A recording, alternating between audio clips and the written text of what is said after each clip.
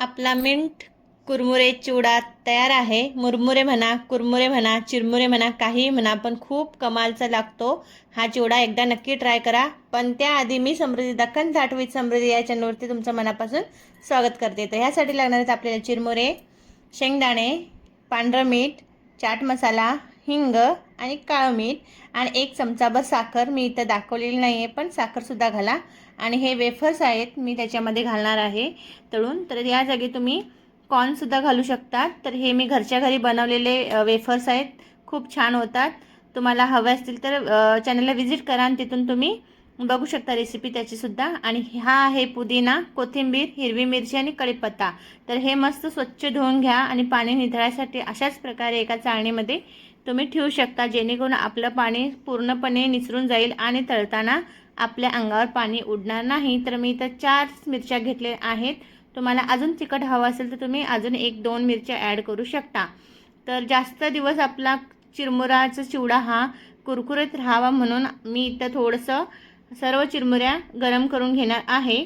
म्हणून मी कढई ठेवलेली आहे आणि त्याच्यामध्येच चिरमुऱ्या ह्या थोड्या थोड्या करून मी भाजून घेत आहे। तर मी घेतले होते 200 ग्रॅम चिरमुरी।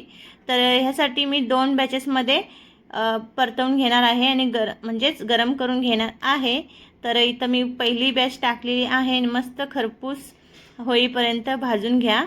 खूप कमाल लागतो हा चिवडा। तर माझ्या दोन्ही बॅचेस मी भाजून घेतलेले आहे चिरमुऱ्या। तर आता मी इथे तेल ठेवलेलं आहे कढईमध्ये त्याच। तर 1 वाटी तेल घेतलेले आहे आणि त्यामध्ये आपल्याला शेंगदाणे तळून घ्यायचे आहेत। तर आता शेंगदाणेसुद्धा टाकलेले आहेत। तर आपण आता शेंगदाण्याचा कलर बदलेपर्यंत तळून घेऊया। तर हा चिवडा खूप कमाल लागतो। ह्याच्यामध्ये मेन म्हणजे आहे कढीपत्ता आणि पुदिना। कढीपत्ता हा आपला जे आपल्या बॉडीमध्ये कॅन्सरचे सेल्स असतात त्याला मारून टाकण्याची पॉवर असते त्याच्यामध्ये, म्हणून कढीपत्ता मी थोडं जास्त यूज केलेला आहे। तर पुदिनासुद्धा आपल्या सेहतसाठी खूप चांगला असतो, पचन कार्यास मदत होते। तर हा चिवडा तुम्ही बाहेर फिरण्यासाठी सुद्धा घेऊन जाऊ शकता। म्हणजे फिरताना काही चटपटीत खायचं असेल तर हा चिवडा खूप मस्त आणि कमाल लागतो।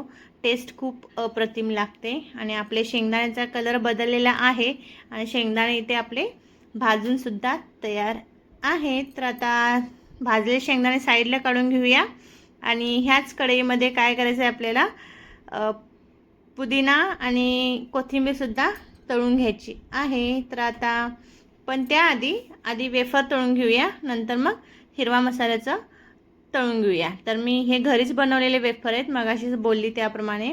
तर आता वेफरसुद्धा तळून घेऊया। तुम्ही ह्या जागी कोणतेही म्हणजे कॉर्न आहेत, अजून वेगवेगळ्या प्रकारचे स्नॅक्स असतात तळायचे, ते सुद्धा तुम्ही वापरू शकता।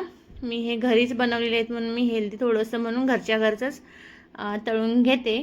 तर हे वेफरसुद्धा आपले अशाच प्रकारे मी सर्व वेफर तळून घेणार आहे। तर माझे घेतलेले वेफर होते ते 1 बाउलभर होते। तर मी 2 ते 3 बॅचेसमध्ये हे तळून घेतलेले आहेत आणि खूप कमाल झालेले आहेत हे वेफर।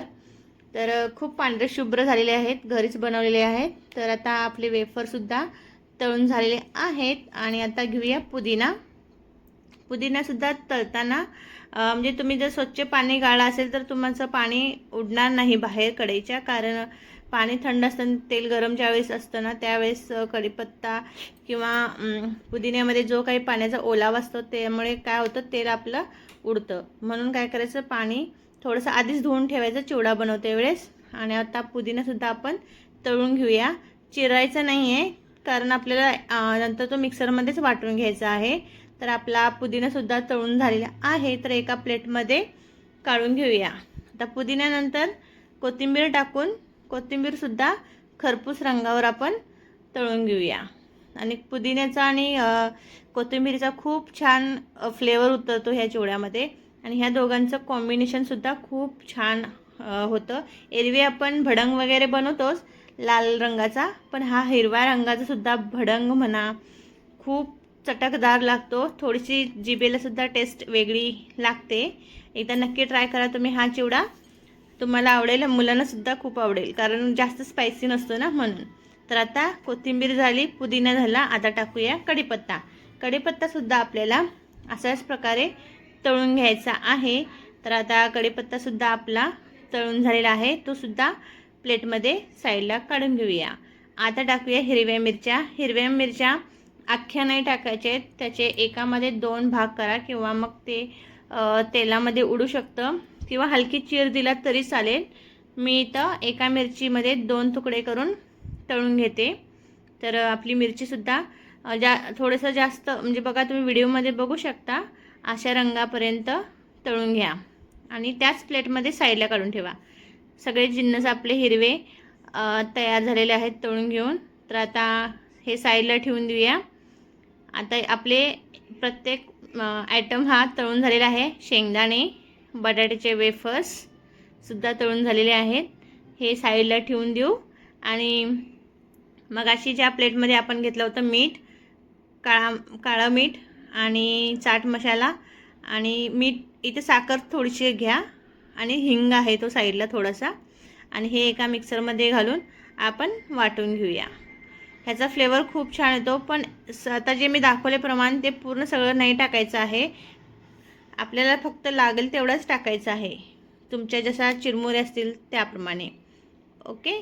तर आता काय करूया, त्याच मिक्सरच्या भांड्यामध्ये आपला हा पुदिना, कोथिंबीर, हिरवी मिरची आणि कढीपत्तासुद्धा घालून घेऊया आणि याची पेस्ट बनते ती मिक्सरला फिरवून घेऊया.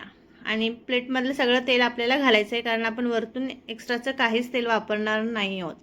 आता झाकण लावूया मिक्सरला आणि आता मिक्सरला एक मस्त अशी पेस्ट तयार करून घेऊ. बघू शकता तुम्ही किती मस्त पेस्ट झालेली आहे हिरवीगार. तर आता चिरमुऱ्यांमध्ये काय करूया, वेफर्स टाकूया. वेफर माझे थोडे मोठे आहेत म्हणून मी तुकडे केलेले आहेत. तर असे बटाट्याचे वेफर्स टाका. त्याच नंतर शेंगदाणे टाकून घ्या. शेंगदाण्याच्या नंतर आपल्याला हा मसाला आपण वाटला होता, मीठचा वगैरे, साखर वगैरे होती, ते आपल्याला म्हणजे चिरमुरे किती आहेत त्या प्रमाणात टाका. एकदम एकसाथ टाकू नका, नाहीतर मग खारट होण्याची शक्यता असते. तर इथं आता हिरवा मसाला टाकून घेऊया, आपण जो मिक्सरमधून वाटून घेतला होता तो. आणि त्याच्यानंतर मग आपण मस्त हाताने असं मिक्स करून घ्या. खूप कमाल लागतो आणि एक टेस्टलासुद्धा अप्रतिम लागतो. तुम्हाला जर आवडला तर मला तुम्ही नक्की ट्राय करून बघा. हा चिवडा आवडला तर मला कॉमेंटमध्ये सांगा. आणि अशाच नवनवीन रेसिपींसाठी दख्खन ताट विथ समृद्धी या चॅनलला सबस्क्राईब करा, लाईक करा. परत पुन्हा भेटूया एका नवीन व्हिडिओसह. तोपर्यंत नमस्कार, धन्यवाद आणि थँक्यू.